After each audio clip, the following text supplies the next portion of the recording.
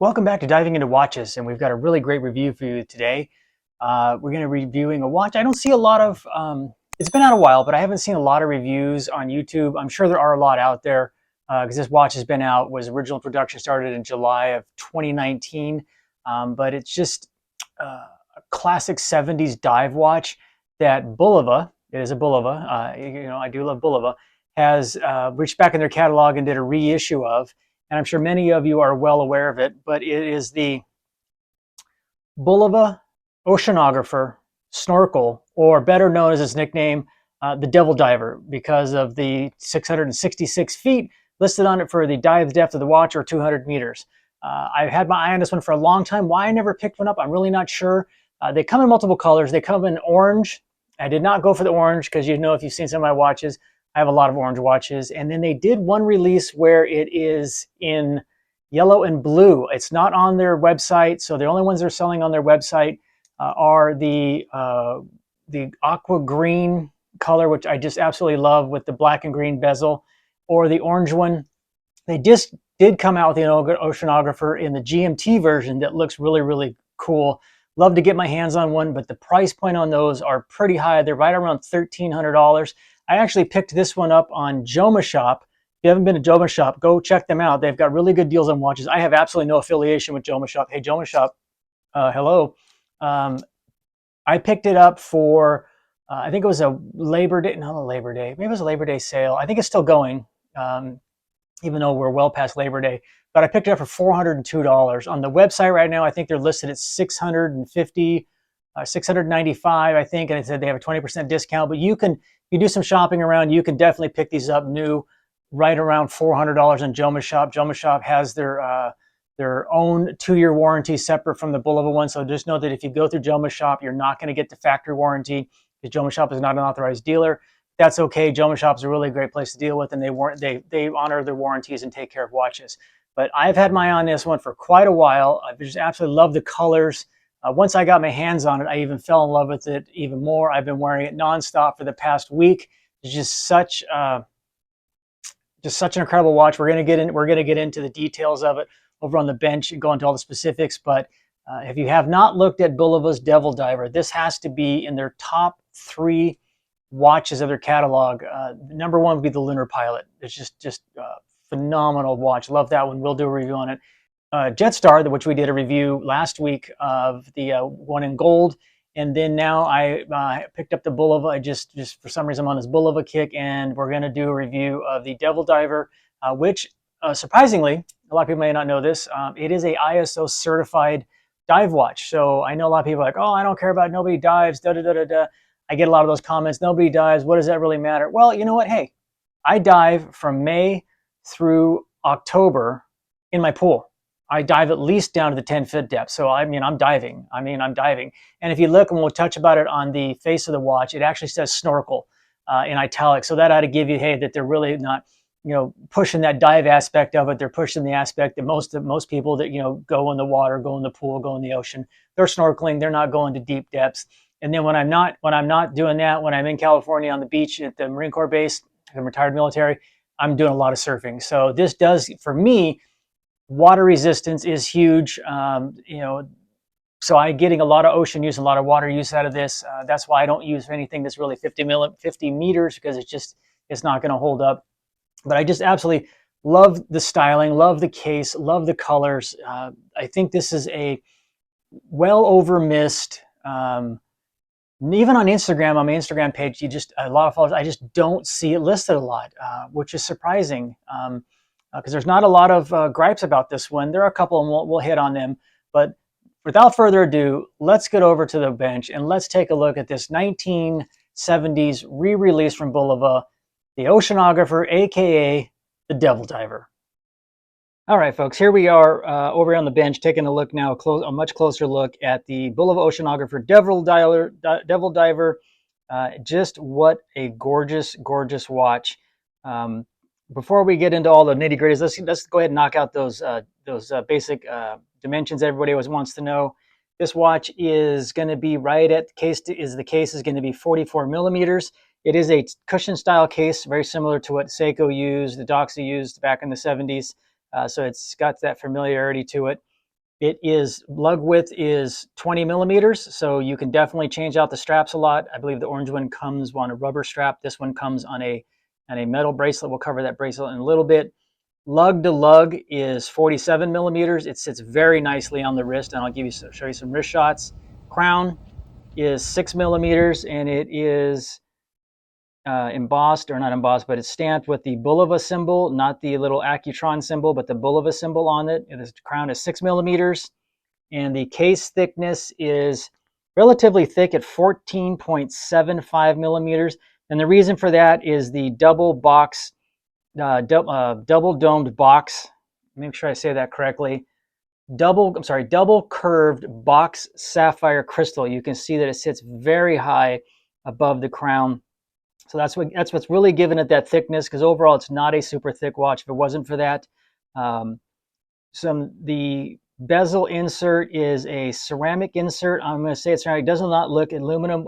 There's no specifics on the website of what the material is for the bezel. Definitely looks like it's ceramic. I'm going to say it's ceramic. The dial face itself is just a gorgeous aqua blue. It's kind of hard to pick up on the camera, but that color is just incredible. One of the things that was really cool is if you see the indice markers, they are not applied. They are actually set as if they were, let me see if I can zoom in a little bit more here, as if they were actually gems, which is really, really cool. I do not know if the lume is within that. It looks like it's below it based on this zoomed in shot, but they set them almost like they were gems. I know they're not gems. They're probably a plastic of some kind.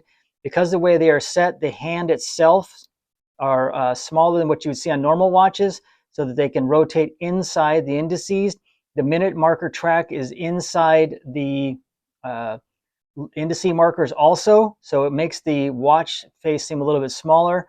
You got the typical sword style hands, and then you've got the seconds hand with the lollipop on the end that is loomed.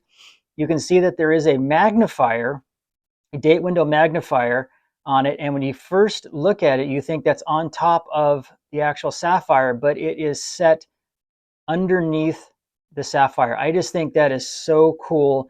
I don't know why other watch manufacturers don't do that.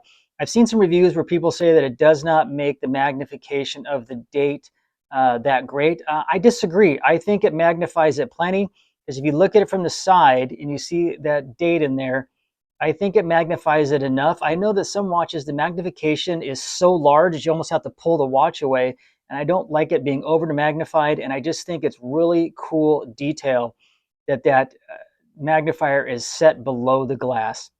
It is a 120 click bezel. It's a coin edge bezel. It's a little firm, but I'd rather have it firmer than loose. I got just a little bit here. The clicks are very nice. Very firm clicks.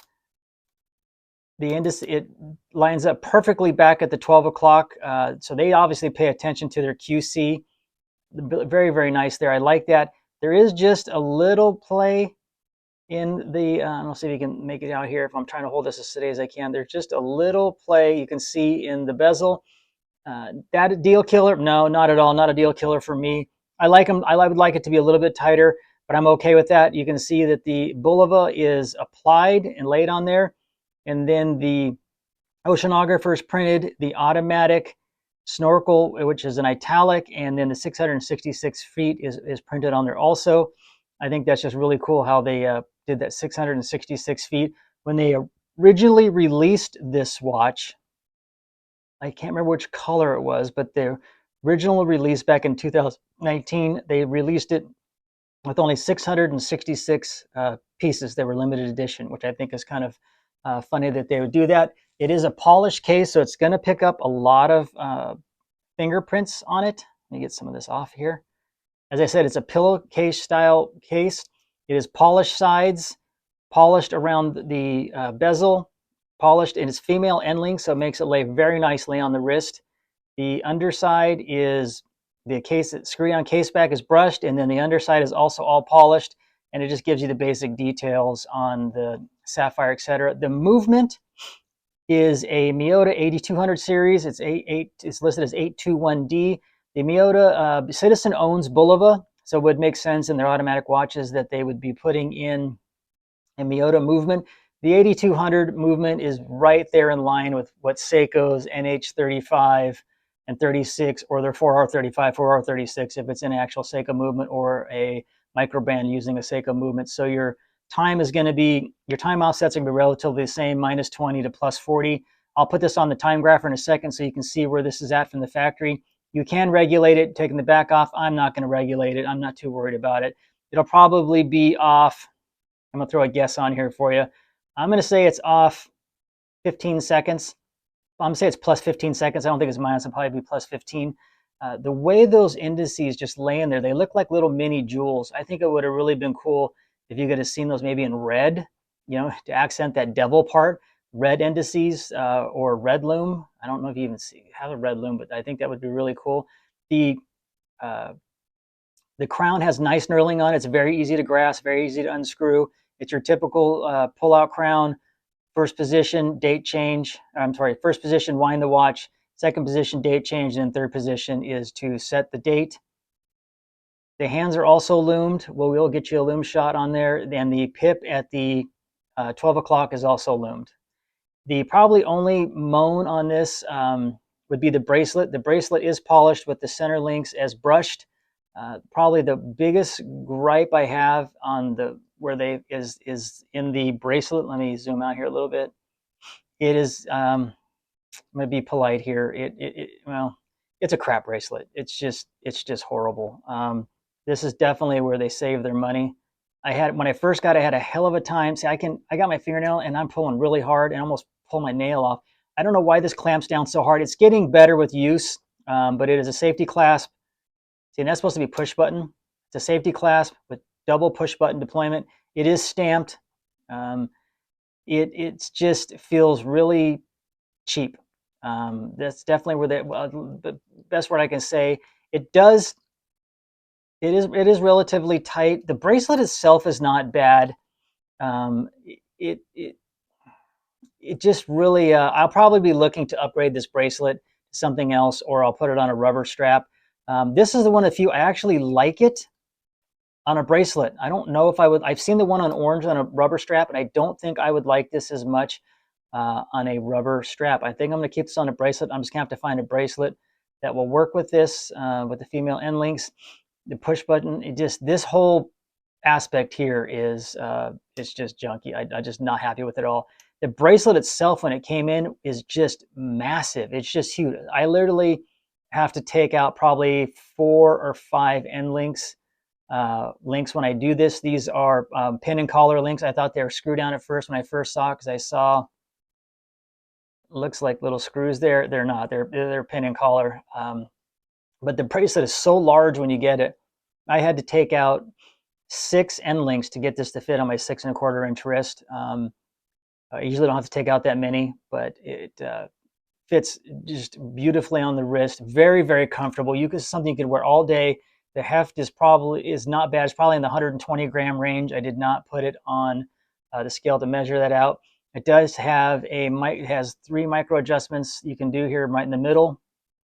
Let's go ahead and get a wrist shot so you can see what this looks like on the wrist. Oh, what I'm wearing today, the good old Casio Royale. You can see it's got some wear on it. It's got some scratches on the sapphire. I modded this out. Can you tell what I did to change it up? Maybe you can figure it out. If you do, put it down in the comments. I do have digital watches. I do love the Casios, and I love this Casio Royale.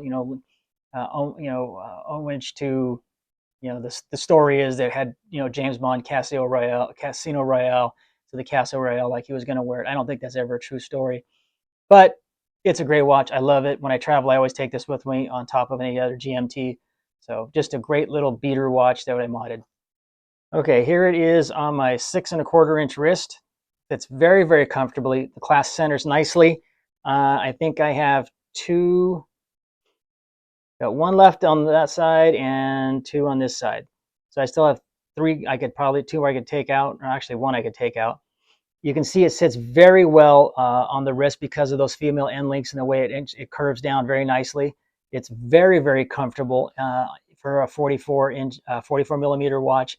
It's not overhanging. It's not top heavy at all. It sits very comfortably. I have some outside shots I'll include. You've probably already seen them. The case though, very, very shiny. The way the light plays off the polish, it draws your eyes away from it, so it doesn't make it feel like it looks like a huge case. I think that polish and the way they've curved the bevel the edges, it makes it seem smaller than it actually is. It definitely wears smaller than a 44. It feels more like a 42, maybe even down to a 40 if I really wanted to push that way it feels. But for a 44 compared to other ones that I have in the Seikos and whatnot, this wears very, very comfortably. Let's go ahead and get a Lume shot so you can see what the Lume looks like.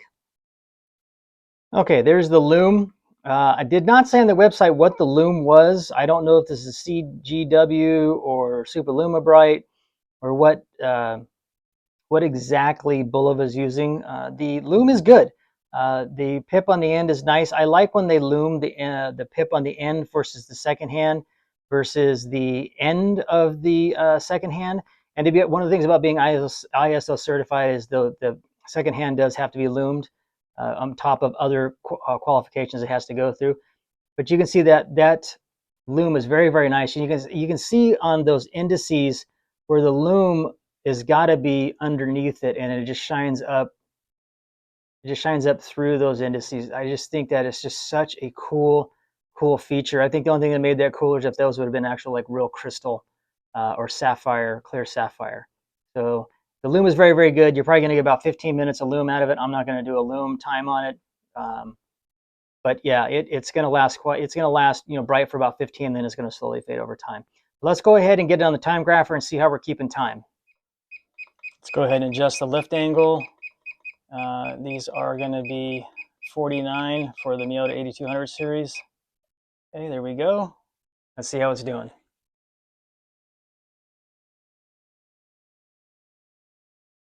The beat error is excellent. It's 0 so far. I said, what did I say? I think I said plus 15. We're looking plus 13 right now.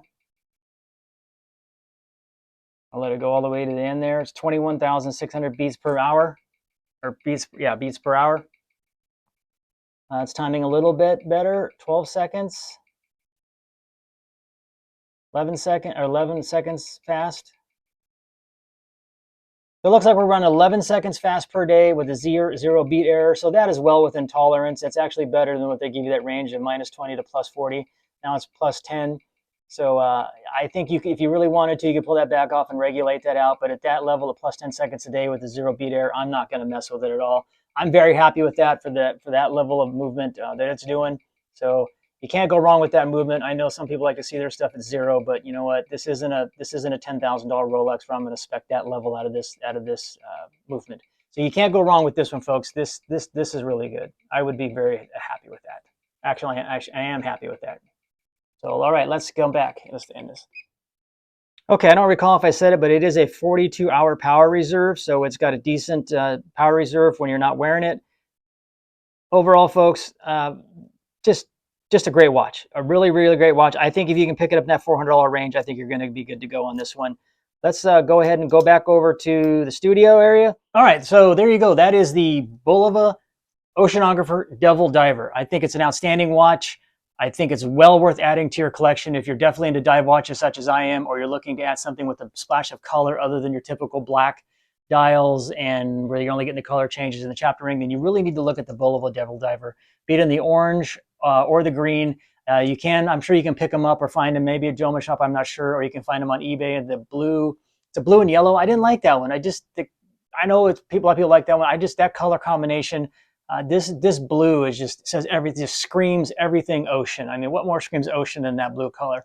I think you can't go wrong with this one. Paying $695 or $700, whatever is on the Bulova website, that's too much. Even with the 20% discount, that's too much. Like I said earlier, the bracelet not being where it needs to be, no, not for that price range. But if you could pick it up at the $400 price range, you're going to be very, very happy with it. I know some of the reviews I've read and complaints is about the Miyota movement, but you know, it is what it is. You saw on the Timegrapher, it's not that bad. I'm only like 12 seconds a day off. I think it was between 10 and 12 seconds fast a day.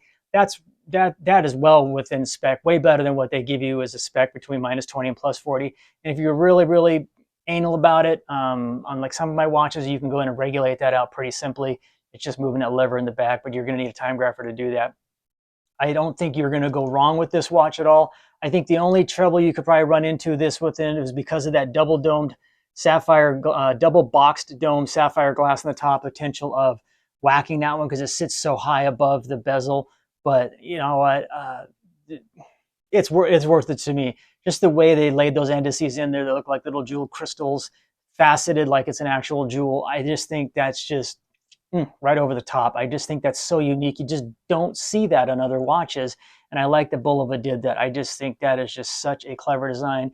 And the way that the magnifier's under the glass and not on top. I think Seiko should take a look at that and think about that next time. I think that King Turtle would have been so much better served either without the magnifier, which I don't mind it, but you know, underneath would have been better. I don't know.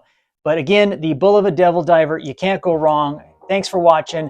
Stay tuned for more great reviews we got coming your way. Hit that subscribe button. We want to keep this channel growing. We appreciate everything you're doing. Hit that thumbs up and like button. If there's any watches you'd like us to see, put them down in the comments. Again, I try to get back to all of your comments and everybody who puts comments in. I try to respond to everybody. Hopefully I'm getting to you all and I'm answering any questions you may have. So again, thanks. Everybody have a great weekend. Stay safe, stay healthy, and we'll see you next week on Diving Into Watches.